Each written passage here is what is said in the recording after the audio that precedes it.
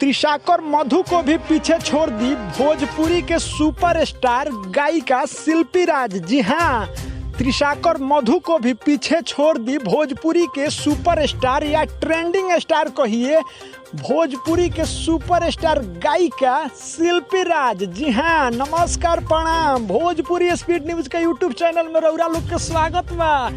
जी हाँ, रौरा लोग के बता देहल चाहत हई कि भोजपुरी इंडस्ट्री में एमएमएस वायरल भइल फीमेल सिंगर या फीमेल एक्ट्रेस के तो अब आम बात हो गई बा। और ही एगो भोजपुरी के सुपरस्टार गायिका शिल्पी राज जी के एमएमएस वायरल हो रहल बा।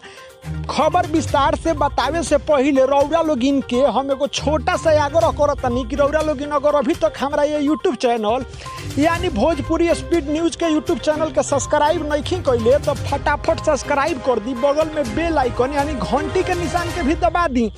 जी हाँ, बता देहल चाहत हई कि कुछ देर पहले से भोजपुरी इंडस्ट्रीज के एगो सुपरस्टार गायिका जेकर नाम शिल्पी राज है, रौरा लोगिन बढ़िया से भली भांति जानी ले लोगिन, पहचानी ले लोगिन, जेकर गीत रौरा लोग खूब सुननी लोगिन, खूब पसंद करी ले लोगिन। शिल्पी राज जी के एगो एमएमएस वायरल हो रहल बा।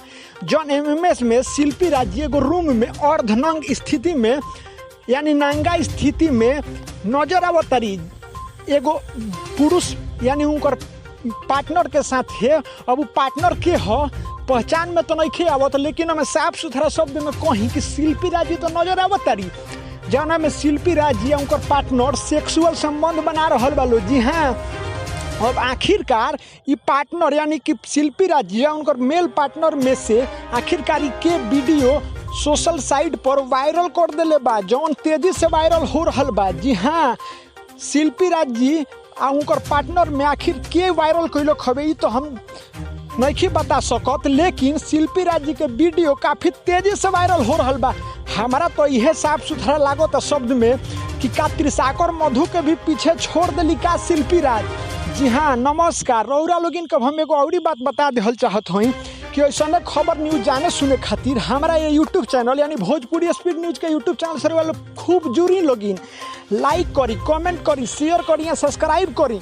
जी हाँ, साथे साथे अपन प्यार दुलारे यूट्यूब चैनल पर बनाई ताकि हम ऐसा न्यूज खबर लोग के बीच लेके आवत रहे। नमस्कार, प्रणाम।